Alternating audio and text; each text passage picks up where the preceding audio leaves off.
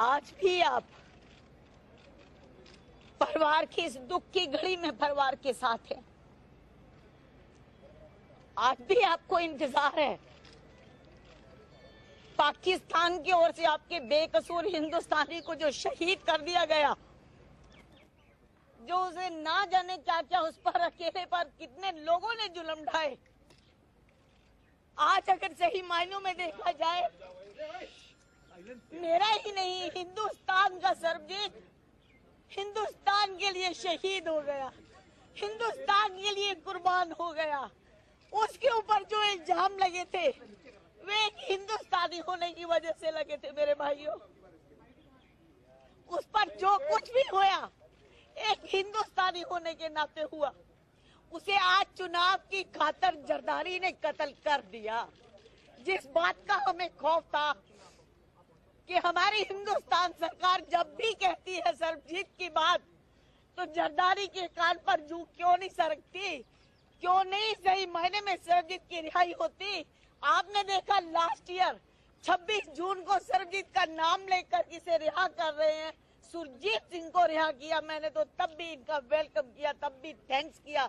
मैंने सुरजीत सिंह को बधाई दी कि चलो मेरा कोई हिंदुस्तानी एक तो वापस आया, मेरा पंजाबी तो वापस आया। लेकिन आज जो इसने इतना निकम्मापन कायरतापूर्ण जो इसने आज किया है, जो सरबजीत को शहीद किया, सरबजीत को कत्ल किया, मैं 2005 से कहती आ रही हूँ कि निर्दोष इंसान को कभी सजा नहीं होती, उसका कत्ल किया जाता है। जो आज पाकिस्तान ने करके आपको जता दिया, बता दिया। पहले चब्बेल सिंह को मारना, आज सरबजीत के साथ ये सब कुछ होना। मैं उसी दिन से कह रही थी, पाकिस्तान से भी कह रही थी लगातार लाइव में, मुझे शक है कि मुझसे कुछ छुपाया जा रहा है, मुझे शक है कि मुझसे कुछ छुपाया जा रहा है, मुझे शक है कि गुमराह किया जा रहा है, मुझे शक है कि संदेश सही नहीं है।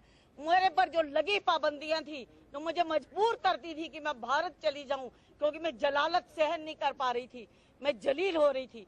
मैं जब उनसे पूछती थी सरबजीत का हाल, बाद में वो लोग हंसते थे, उन्हें हंसी आती थी, नर्सें हंसती थी, डॉक्टर हंसते थे, वो सच्चे हंस रहे थे।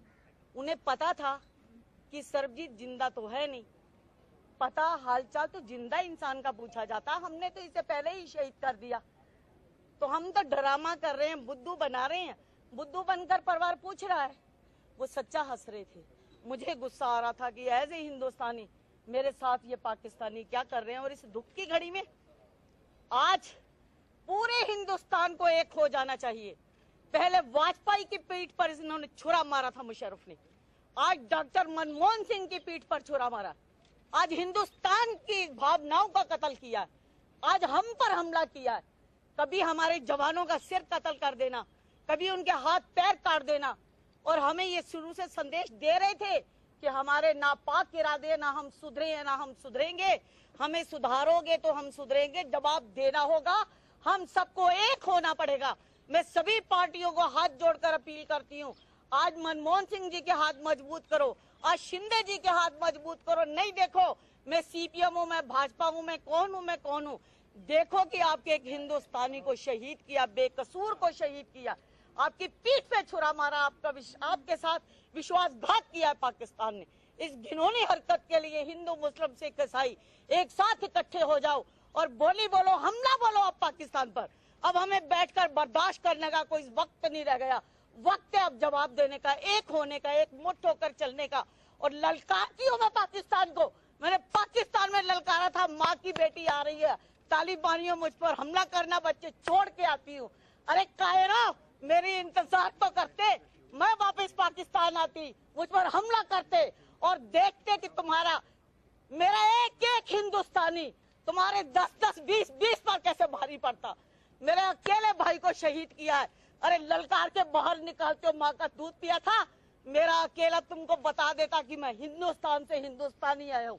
मेरे भाई ने एक बार मुझे खत में लिखा था, मुझे ये लोग कहते हैं आतंकवादियों के ट्रेनिंग कैंप में चला जा। अगर मुझे मजबूरन इन्होंने भेज दिया, वो मैं चिट्ठी आपको दिखाऊंगी। दीदी अपने आप को समझ लेना, मैं दोबारा से भगत सिंह की बहन पैदा हुई, मैं शहीद हो जाऊंगा, मैं ट्रेनिंग लेकर इन्हीं के कैंप को उड़ा दूंगा। मैं रात दिन दुआ करती थी ईश्वर मेरे भाई को आतंकवादियों के ट्रेनिंग में न भेजे। ये सच में शहीद हो जाएगा, ये सच में कैंप को उड़ा देगा। जो इसने लिखा है ये उस पर चलेगा। आज आपका भाई शहीद हुआ है। आज आपको मीडिया को भी एक हिंदुस्तानी बनकर खड़ा होना पड़ेगा, एक रिपोर्टर बनकर नहीं, एक मीडिया कर्मी बनकर नहीं। अपने आप को हिंदुस्तानी समझो, हिंदुस्तानी के लिए बोलो। ऐसा एक मैदान खड़ा कर दो कि छोटा सा बच्चा भी उस लड़ाई में पीछे न रह जाए। सब एक हो जाओ और बोलो डटकर कि कायर है पाकिस्तान, कायर है पाकिस्तान, बेईमान है पाकिस्तान, मुर्दाबाद है पाकिस्तान। सरबजीत के लिए वह जरूर किया जाएगा, पर उस वक्त आज सरबजीत के लिए हो रहा है जब सरबजीत इस दुनिया में नहीं रहा। सरबजीत के होते हुए अगर किया होता, आज हम भी खुश होते, आप भी खुश होते, पूरी दुनिया खुश होती। पर मेरी शायद बदकिस्मती रही कि मैं अपने भाई को जिंदा पाकिस्तान से ला ही नहीं सकी, मैं अपनी बेटियों को खुशियां लौटा ही नहीं सकी। मैं खुशियां ढूंढने के लिए गलियों में, बाजारों में, सड़कों में, रेलों में, बसों में, ऑटो में, रिक्शे में मैंने धक्के खाए। मैंने नहीं देखा मेरा ब्लड प्रेशर हाई है, मैंने नहीं देखा लो है, मैंने नहीं देखा मैं ठीक हूँ, मैंने नहीं देखा मैं बीमार हूँ, मैंने नहीं देखा खाने के लिए मेरे कनस्तर में आटा है या नहीं। मैंने सिर्फ देखा इसे मिल लूं, इसे कह लूं, इसे मिल लूं, इसे कह लूं। वक्त मुझे घबरा रहा था, मैं सच में घबरा रही थी कि मेरे साथ कुछ ऐसा ना हो जाए।